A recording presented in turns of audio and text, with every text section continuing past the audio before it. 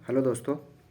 आज मैं आपको इंडियन कोस्ट का पूरा डिटेल जानकारी दूंगा, जिसमें आपको कहीं पर कोई डाउट नहीं रहेगा। तो मैं आपको बोल रहा हूँ कि जिसे हमारा देश का चौथा सेना माना जाता है, इंडियन कोस्ट गार्ड। तो इंडियन कोस्ट गार्ड तो मतलब बहुत कोई को नहीं है पता होगा, बहुत कोई को इतना पता है आर्मी, एयरफोर्स, नेवी, लेकिन एक चौथा सेना होता है इंडियन कोस्ट गार्ड।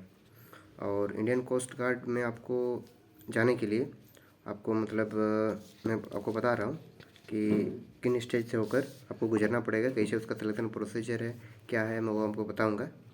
तो देखिएगा, इंडियन कोस्ट गार्ड में सबसे पहले तो आपको किस टाइप से आपका एजुकेशन लेवल देखना है। 10th पास हैं, 12 पास हैं, 12 साइंस स्ट्रीम से हैं या फिर क्या से हैं। अगर आप ओनली 10th पास हैं तो आप नाभिक डीबी के लिए अप्लाई कर सकते हैं। ओनली 12 पास हैं तो आप जीडी के लिए अप्लाई कर सकते हैं, वो भी साइंस होना चाहिए आपका, जिसमें फिजिक्स और मैथ होना चाहिए। यदि आप यांत्रिक में जाना चाहते हैं, इलेक्ट्रिकल, मैकेनिकल, वो सब में जाना चाहते हैं, तो आपको 10th के साथ 3 ईयर का डिप्लोमा चाहिए, तब आप इसमें जा सकते हैं। तो आइए मैं आपको इसका कुछ नाभिक डीबी हुआ, नाभिक जीडी हुआ, उसका मैं कुछ आपको सिलेबस डिस्कस करूँगा। तो आप आके आराम से देख सकते हैं कि किस टाइप से होगा, क्या होगा। देखिए, इसका 2 स्टेज में एग्ज़ाम होता है नाभिक जीडी का, जिसमें आपको पहला स्टेज में जो जीडी होता है उसमें दो जीडी मतलब जनरल ड्यूटी, जिसमें आपको गन वाला जो होता है, गन वाला, तो वो होता है। तो उसमें जैसे कि साइंस हुआ, आपका मैथमेटिक्स हुआ, इंग्लिश हुआ, जीके हुआ, रीजनिंग हुआ। तो ये आपका 10th लेवल का होता है। 10th लेवल का मतलब 60 मार्क का, ठीक है। ये हुआ 60 मार्क का, ये हुआ। उसका मैं आपको बता दे रहा हूँ। मैथ का 20 क्वेश्चन 10th लेवल का, साइंस का 10 क्वेश्चन, इंग्लिश का 15 क्वेश्चन, रीजनिंग का 10 क्वेश्चन और आपका जीके का 5 क्वेश्चन। ये हुआ आपका 10th लेवल का, ठीक है। उसके बाद अगर 10th लेवल हुआ, एक ही दिन में 10th लेवल हुआ, फिर अभी आइएगा उसका सेकंड सेक्शन में। तो आपका सेकंड सेक्शन में फिजिक्स और मैथमेटिक्स होगा, जो 12th लेवल का होगा। 12th लेवल मतलब जिसमें कैलकुलस पूछा जाता है, फिजिक्स में जैसे मोशन ये सब पूछा जाता है, तो वो होगा, मतलब वो 50 नंबर का होगा टोटल। मतलब देखिएगा, सेक्शन 1 और सेक्शन 1 टू को मिला के 110 मार्क का होगा, 110 मार्क का होगा। तो और इसमें देखो 10 मार्क के साथ साथ, मतलब इसमें मैं आपको बता दे रहा हूँ कि इसमें ये 110 मार्क का एग्ज़ाम दिए फिर आए, तो इसका एक कोस्ट गार्ड की तरफ से ही एक पासिंग मार्क डिक्लेयर किया जाता है। मतलब पासिंग मार्क मतलब 110 में से आप कितना स्कोर करते हैं। तो 110 में से अगर आपका जनरल ओबीसी ईडब्ल्यूएस में अगर आपका 30+20 मतलब 50 मार्क अगर आप लाते हैं, तो आप 50 मार्क अगर लाइएगा तब जाके आप सेकंड स्टेज में क्वालिफाई कर पाइएगा। मतलब इसका इसका खुद का कटअप बनता है। अगर उतना मार्क लाए तब जाके आप सेकंड स्टेज में जा पाइएगा। और SC ST का 44 मार्क लाए तो आप सेकंड स्टेज का एग्ज़ाम, मतलब सेकंड स्टेज मतलब रनिंग का, ऐसे बात नहीं, सेकंड सेक्शन का नहीं, दोनों एग्ज़ाम आपको देना है। एक 60 मार्क का, एक 50 मार्क का, वो आप दोनों दे दिए, तो उसका टोटल मार्क हुआ 110। 110 मार्क में से आपको जनरल OBC EWS के लिए 50 मार्क लाना है और SC ST के लिए 44 मार्क लाना है, ठीक है। उतना लाना है तो फिर आप इतना मार्क अगर लाए तो फिर आप सेकंड स्टेज मतलब PFT रनिंग के लिए क्वालिफाई हो जाइएगा, ठीक है। ये रहा उसका, मैं सिलेबस बता दिया।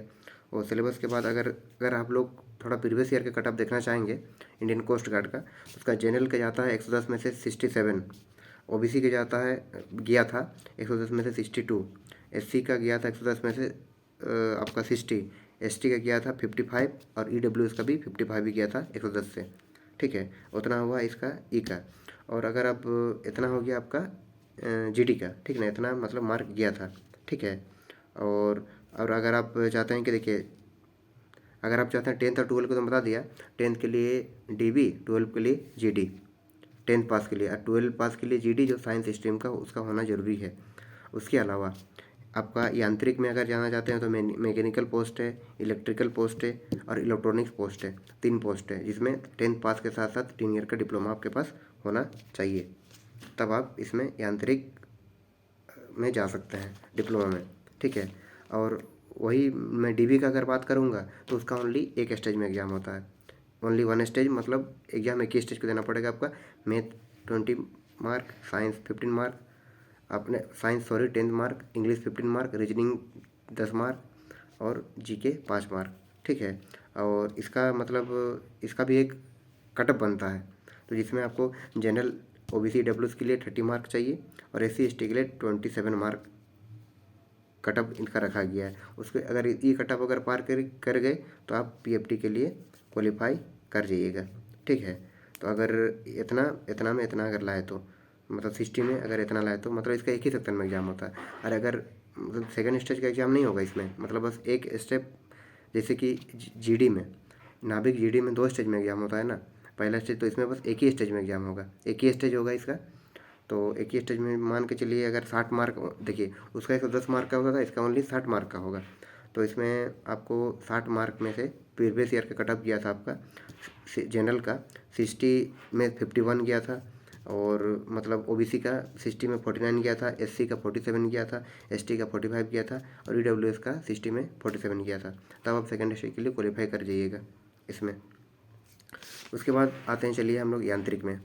तो यांत्रिक में अगर आप चाहते हैं तो यांत्रिक में आप मतलब पहला स्टेज तो सेम होता है, DBGD का जो हुआ था पहला स्टेज सबके लिए सेम है। और यांत्रिक में आप अगर जाते हैं तो इसमें होगा आपका पहला स्टेज सेम होगा। उसके बाद मतलब यांत्रिक इलेक्ट्रिकल में आपका पहला और तीसरा सेक्शन में होगा, जिसमें तीसरा सेक्शन में इलेक्ट्रिकल इंजीनियरिंग से आपका 50 क्वेश्चन रहेगा। और 50 क्वेश्चन रहा है इसका, मतलब पहला स्टेज सबका सेम होगा। मतलब इलेक्ट्रिकल में आपका फर्स्ट स्टेज तो सेम रहेगा, नाभिक GD, नाभिक DB और नाभिक आपका इसका यांत्रिक इलेक्ट्रिकल का। लेकिन इसका फर्स्ट और थर्ड होगा, तो थर्ड सेक्शन में आपका इलेक्ट्रिकल इंजीनियरिंग से 50 क्वेश्चन रहेगा। और अगर आप यांत्रिक इलेक्ट्रॉनिक्स में जाना चाहते हैं तो इसका फर्स्ट स्टेज और 4 स्टेज होता है। फर्स्ट स्टेज जो नाभिक GD, DB और यांत्रिक इलेक्ट्रिकल का हो गया फर्स्ट स्टेज, और सेकंड 4 स्टेज में इसका होता है इलेक्ट्रिकल इलेक्ट्रॉनिक्स इंजीनियरिंग से आपका 50 क्वेश्चन आएगा। उसी तरह से मैकेनिकल का है, मैकेनिकल में मतलब फर्स्ट और 4 में होगा, और 4 में होने के बाद नहीं, फर्स्ट और 5 में होगा, जिसमें फर्स्ट स्टेज तो सेम है चारों का, और ये आपका 4 स्टेज में 50 मार्क का आपका मैकेनिकल इंजीनियरिंग से क्वेश्चन पूछा जाएगा। ये हो गया इतना। तो फिर इसका भी एक मतलब क्या बोलूँगा, इनका भी एक कटअप बनता है, तो इनका भी एक कटअप बनेगा। फिर कटअप बनने के बाद आप लगभग सेम कटअप जाता है ये सबका। उसके बाद ये चीज़ हो गया, उसके बाद आप कटअप बनने के बाद आप में चल गए, क्या बोलते हैं, PFT देने के लिए। तो आप PFT दे सकते हैं, और सेकंड स्टेज आप PFT दे सकते हैं। तो सेकंड स्टेज में आपका एक तरह देखिएगा तो आपका रनिंग होगा 1600 मीटर का, 7 मिनट का आपको समय दिया जाएगा, ठीक है। और 20 आपको स्क्वाट लगाना है, 10 पुशअप लगाना है, और हाइट आपको मिनिमम 157 सेंटीमीटर होना चाहिए। और अगर आप हिल एरिया से बिलोंग करते हैं तो आपको 5 सेंटीमीटर का छूट दिया जाएगा, ठीक है। उसके बाद आपको डॉक्यूमेंट वेरिफिकेशन उस टाइम किया जाएगा, 10th का मार्कशीट, 12th का मार्कशीट, ये सब आपका देखा जाएगा, आपका कास्ट देखा जाएगा। वो सब देखने के बाद आपको मतलब अगर आप में आते हैं तो फिर आपको मतलब कटअप में अगर आ जाते हैं आप, मतलब फाइनल कटअप में, अगर देखिए इनिशियल कटअप जो था वो तो था, मतलब जैसे कि मान के चलिए, जैसे अगले साल जैसे कि मान के चलिए इसका 110 में से इसका मान के चलिए कितना 67 या फिर कितना कुछ गया था। 110 मार्क में आपका कितना गया था, 67 मार्क गया था। 67 नहीं, आपका फाइनल कटअप जो बनेगा 5 या 6 नंबर ज़्यादा ही बढ़ के बनेगा, क्योंकि जिसका जितना वैकेंसी है उतना ही ना लेगा, ज़्यादा आदमी मतलब ज़्यादा को तो नहीं लेगा, मतलब ज़्यादा जितना भी पार्टिसिपेट किए हैं सबको तो नहीं ना लेगा, इसीलिए इसका कटअप थोड़ा ज़्यादा बनेगा। 67 इसका बन गया तो इसका 5 जोड़ दीजिए, 71 72 के आसपास इसका कटअप बनने वाला है, फाइनल कटअप। तो उसमें आप सिलेक्शन हो जाइएगा। उसके बाद आप जाइएगा मेडिकल के लिए, मेडिकल होगा। मेडिकल में आपका सब चीज़ देखा जाता है मेडिकल में, जैसे कि मान के चलिए आपके पास मतलब क्या बोलेंगे, डॉक्यूमेंट वेरिफिकेशन होगा, मतलब फाइनल मेडिकल होगा, फिर फाइनल कटअप होगा, सब चीज़ होगा मेडिकल में, सब चीज़ देखा जाएगा। मतलब और अगर आप कटअप में अगर पार नहीं कर पाते हैं उसको, मतलब कटअप पार नहीं, अगर आप देखिए पहले सब चीज़ होगा, उसके बाद मेडिकल होगा। मतलब अगर आप आ गए मेरिट में तो फिर आपका मेडिकल होगा, फिर आपका उस टाइप से होगा।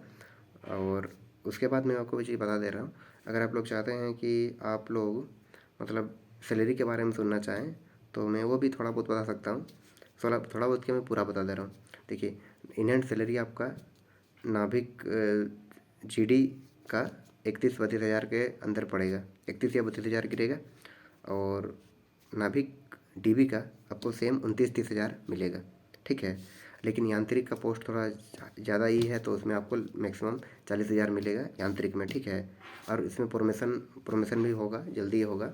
यांत्रिक से आप बहुत बढ़िया आगे का इंजीनियरिंग बन सकते हैं, और डीबी से भी आगे बन सकते हैं। इसमें प्रमोशन का अच्छा चांस है। तो ये रहा हमारा इसके बारे में जानकारी। और इसके बारे में अगर किताब की बात करें, बुक का बात करें, तो देखिए ये तो 10th लेवल का बुक है। तो इसके अगर आप SSC GD का भी तैयारी करते हैं तो फिर जो सिलेबस है इसका भी वही सिलेबस है। पहला सेक्शन सबके लिए सेम है। सेकंड सेक्शन में GD का अलग हो जाएगा, DB का तो सेकंड सेक्शन होगा ही नहीं, फर्स्ट सेक्शन में होगा। इस टाइप से बात है।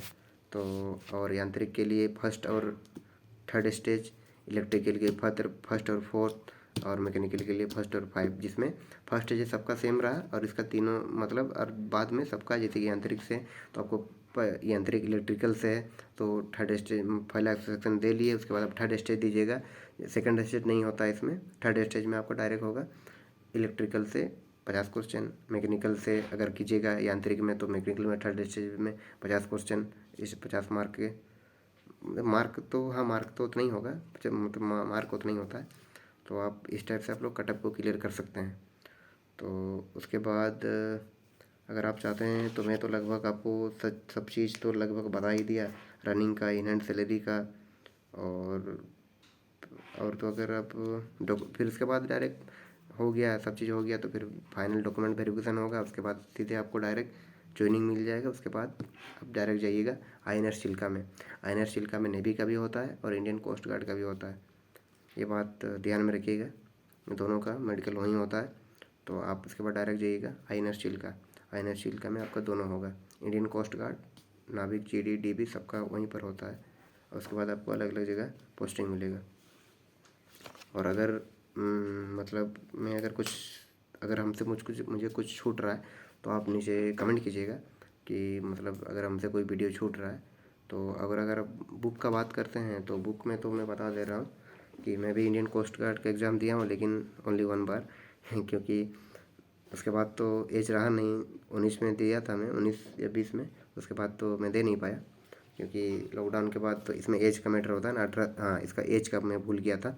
एज इसका 18 से लेकर 22 साल तक होना चाहिए ओनली जनरल के लिए। और इसमें SC ST को तो 5 साल का है, और OBC को 3 साल का छूट है, ये दिया जाता है। और SC ST को कोई फी नहीं, और जनरल EWS और OBC को 250 इनका चार्ज होता है, ठीक है। और इसका मतलब इसमें एक तरह से चौथा सेना में आता है ये इंडियन कोस्ट गार्ड। तो आपको देखना पड़ेगा, आपको इसमें अगर जाना है तो आप वो कर सकते हैं बढ़िया से।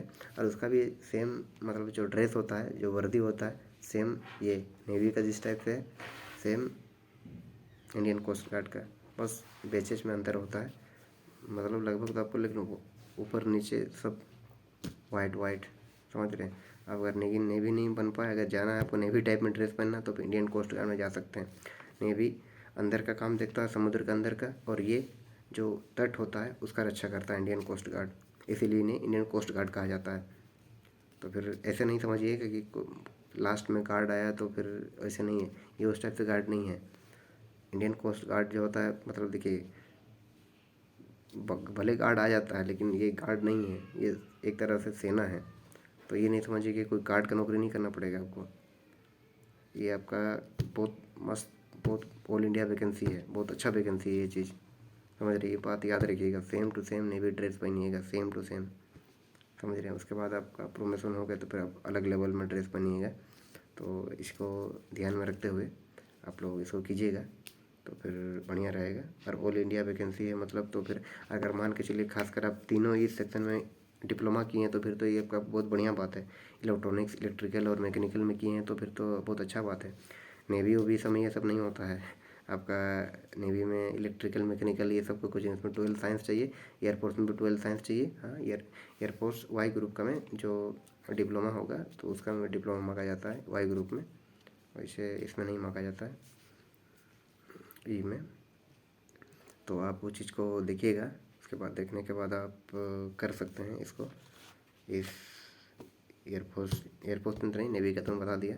और कल तो मैं एयरफोर्स का वीडियो अपलोड कर चुका हूँ। देखिए लगभग मैं तो चारों सेना का वीडियो अपलोड कर दिया। तो फिर आपका भी जिम्मेदारी बनता है आपका तैयारी करना और सवाल पूछना। आप नीचे में कमेंट कर सकते हैं किसका क्या कैसे होता है, तो आप इसको कर सकते हैं, आप पूछ सकते हैं कि कैसे करना हो, क्या करना हो, तब मैं आपको पूरी जानकारी दे पाऊँगा, बता पाऊँगा। तो उस टाइप से आप लोग कोशिश कीजिएगा कि कमेंट करें, मतलब नीचे में कमेंट कीजिएगा कमेंट में, तो फिर मैं आपका आंसर दे पाऊँगा। हाँ, सैलरी ज़्यादा आपका ये यांत्रिक में है 40,000, और इसका GD का 30-31 हज़ार, नहीं 30 नहीं, 31-32 हज़ार मिलेगा। और DV का 31-32 हज़ार तो इन हैंड रहा, मतलब ऐसे आपको मतलब 21-22 मिलता है, लेकिन एक्स्ट्रा अलाउंसेस होता है वो जो डर के आपका 30-31 हज़ार बन जाता है, नहीं 31-32 हज़ार बन जाता है शुरुआत में आपको बहुत मस्त मिलेगा, बहुत बढ़िया मिलेगा। और इसका अगर DB का कंपैरिजन करें अगर MR से, तो लगभग सेम गिर जाता है। MR देखिए, नेवी MR का है आपका नाभिक DB, और नेवी SSR का है आपका, नेवी SSR AA का है नाभिक GD। समझ रहे हैं इनका तुलना? देखिए, navy SSR AA is equal to नाभिक GD is equal to air force X। और इधर सेकंड स्टेप में आइए, नाभिक DB is equal to navy MR is equal to air force Y group. ठीक है, लेकिन ये तीनों का अगर एक तरह से देखें ना, तो थोड़ा इसमें अंतर पड़ जाता है। नेवी MR और नाभिक DB में